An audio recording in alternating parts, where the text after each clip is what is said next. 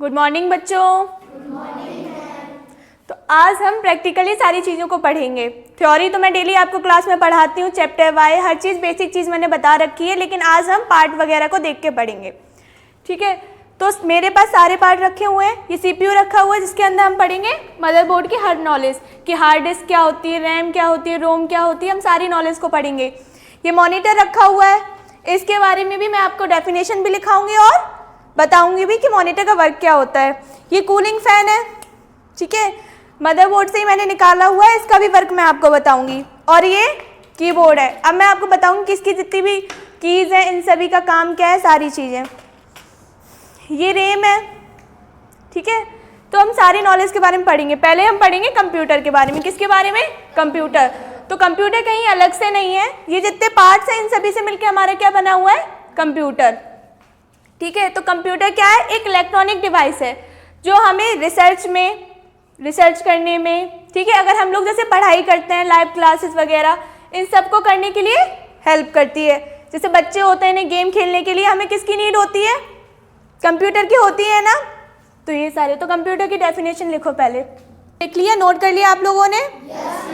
तो अब देखो यहाँ पे, तो मैंने क्या बोला? कंप्यूटर क्या है? एक इलेक्ट्रॉनिक डिवाइस है, ठीक है। तो यही यहाँ पे लिखा हुआ है, computer is an electronic device which used for research, education, trade etcetera.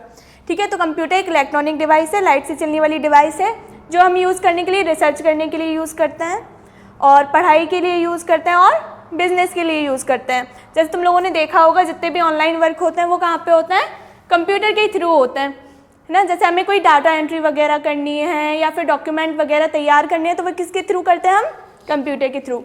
ठीक है, अब कंप्यूटर की फुल फॉर्म हम जानेंगे। कंप्यूटर की फुल फॉर्म क्या होती है? C से होती है कॉमन, O से होती है ऑपरेटिंग, ठीक है, M से होती है मशीन, P से होती है पर्टिकुलर, U से होती है यूज्ड, T से होती है ट्रेड या फिर टेक्नोलॉजी, E से होती है एजुकेशन, और R से होती है रिसर्च।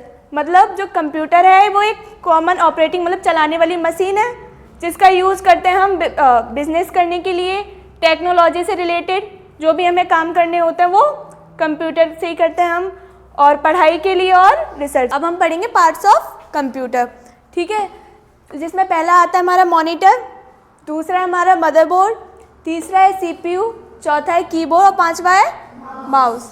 ठीक है, तो अब देखो किसकी तरह दिख रहा है? टीवी की तरह दिख रहा है ना, जो हम लोगों के घर पे होती है टेलीविज़न, उसी की तरह तो दिख रहा है। तो मॉनिटर क्या करता है? जो भी हमारा डेटा वगैरह होता है वो किसको दिखाता है? मॉनिटर दिखाता है हमारा। दूसरा है हमारा मदरबोर्ड। मदरबोर्ड देखो, ये जो प्लेट दिख रही है ये मदरबोर्ड भी फंक्शन होता है, पार्ट होता है, वो कौन कंसिस्ट करता है? मदरबोर्ड कंसिस्ट करता है। अब CPU, तो CPU क्या होता है? ब्रेन ऑफ कंप्यूटर होता है। CPU को हम एक प्रोसेसिंग डिवाइस भी बोलते हैं, मतलब हमारे जो कंप्यूटर के जितने भी फंक्शन होते हैं उनको प्रोसेस करवाने के लिए हमें एक सर्किट की नीड होती है जिसको हम बोलते हैं CPU। अब CPU की फुल फॉर्म क्या होती है? Central processing unit. फॉर्म होती है सेंट्रल प्रोसेसिंग यूनिट। क्या होती है? Central processing unit. अब चौथा है हमारा कीबोर्ड। कीबोर्ड क्या काम करता है? अब माउस मॉनिटर में जो भी हम डेटा एंटर करेंगे वो किसकी हेल्प से करेंगे? कीबोर्ड की। टाइप करने के लिए जितने भी हम काम करते हैं वो हम किससे करते हैं? कीबोर्ड की हेल्प से। अब पांचवा हमारा है माउस, ठीक है। मॉनिटर को इंस्ट्रक्शन देने के लिए हम किसका यूज़ करते हैं? माउस का। दिखाई दे रहा है सबको किसका यूज़ करते हैं? माउस का।